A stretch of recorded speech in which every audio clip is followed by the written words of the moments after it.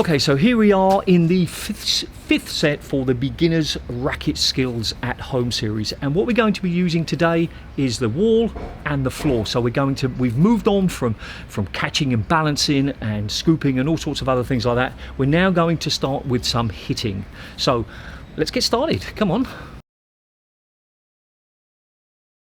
So the very first exercise is bouncing the ball on the ground. Now that might seem easy, but the first thing I want to tell you is I want you to make sure that you keep your proper grip.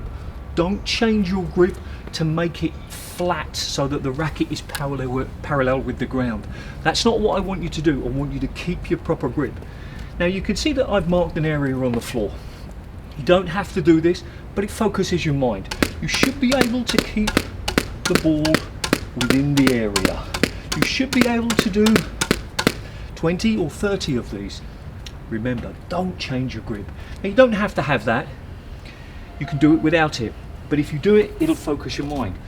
The smaller you make the area, so in this case one tile on my terrace, the more I will have to concentrate. Don't think that you have to do these backhands. Look, I can't even do it.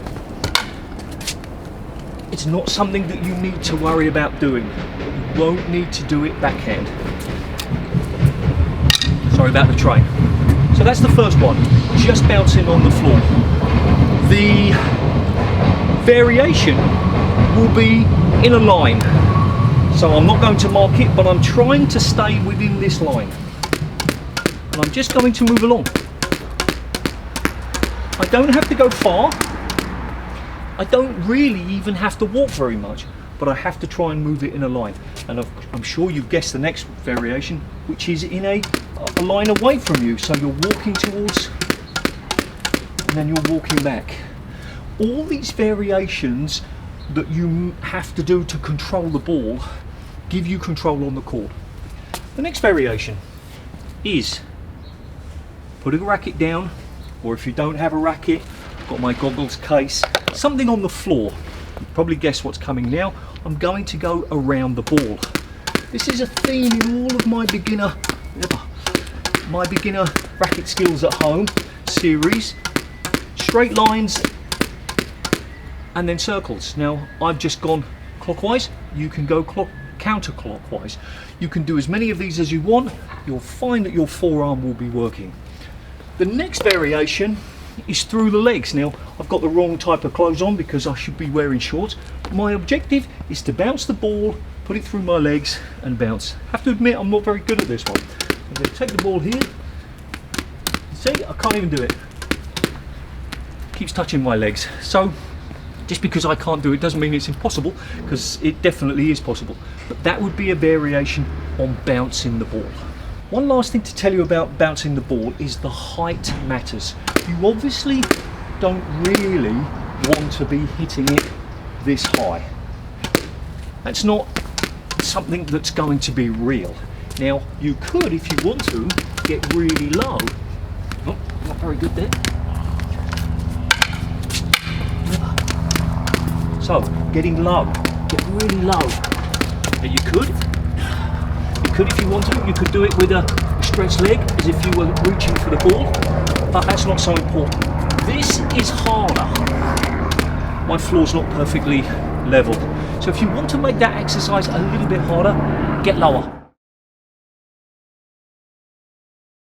Exercise 2 is going to use the wall and a bounce action. We're going to hit the ball against the wall, we're going to bounce it, and then we're going to hit it back. Let me demonstrate.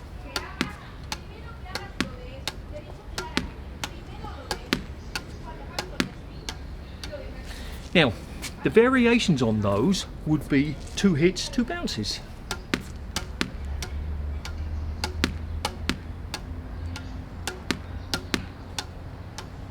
And of course, 3 hits, 3 bounces. And then you can vary. You can do 1 hit on the wall and 3 bounces.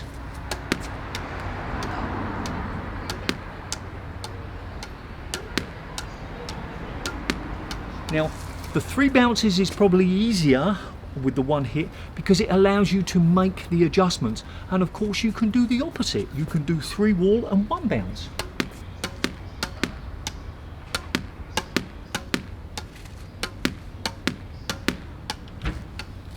Remember, and you can make variations on those, so it's your choice. Now you can do them on the backhand as well, so 1 2 1 2 3 1 2 3 1 2 3 1 2 3 1 2 3.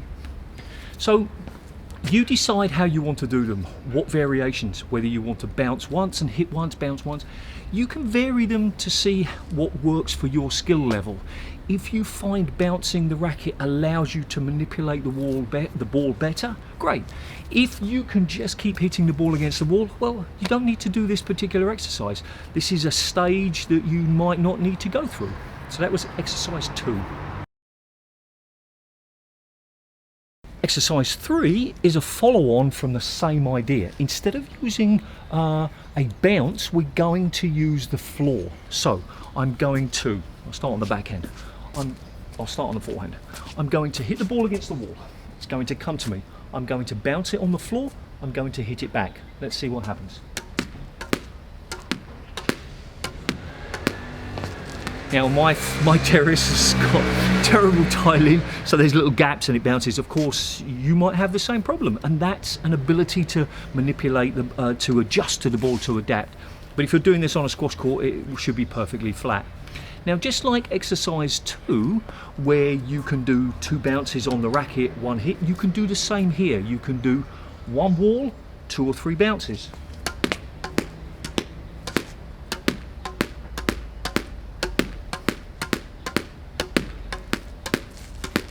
Now you can use your mark on the floor, depends where you've put it, to focus your attention as well. You can even use something on the wall.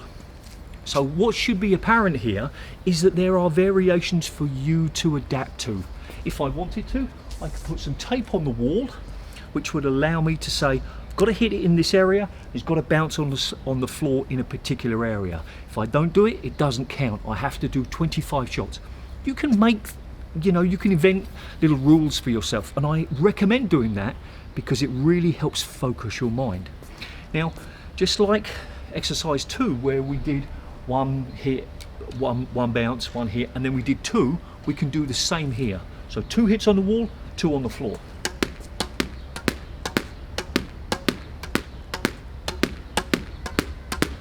And then of course, I'm sure you guessed it, you can do 1 3.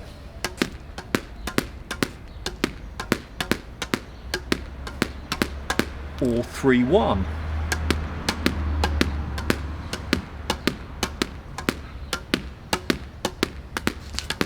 Now this is a little bit harder to do on the backhand because bouncing the ball on the backhand is harder. Can't say that I've practiced this.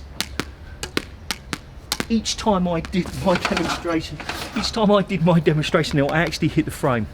So you could try it if you wanted to, but you never see people bouncing on the backhand because it's just an unnatural motion. So this one is more for the forehand. But of course, as I said, that exercise 2, you can do forehand and backhand. Exercise 4. Now, if you've been following along with my series, you'll know, or you'll remember, that one of them was to scoop the ball. Well, we're going to do that, but with the wall. I'm going to hit the ball against the wall, and I'm going to scoop it. Let me demonstrate. Now, ideally, the ball won't bounce. I will catch it and it will stay on the strings. The benefit is manipulation again, racket head control. The better you get at squash, the better you are able to manipulate, adapt, change and control the racket head, the angle, the speed, the spin, all sorts of things. And this action, this exercise, helps you get better at that.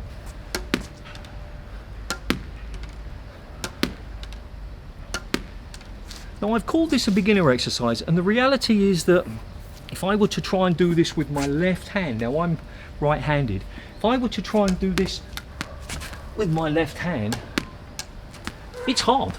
Now, I mean, I can, on my left hand,